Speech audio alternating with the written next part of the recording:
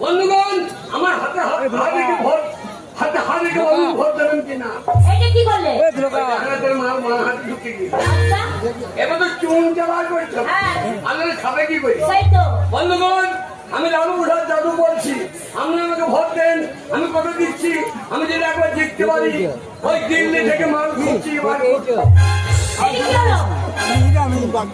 চুন খুঁজে বার করে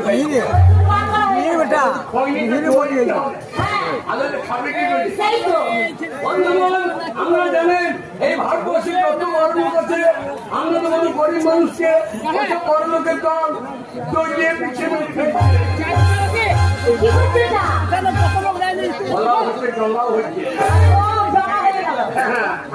এবার তো চুনটা ঝাড়তে হবে।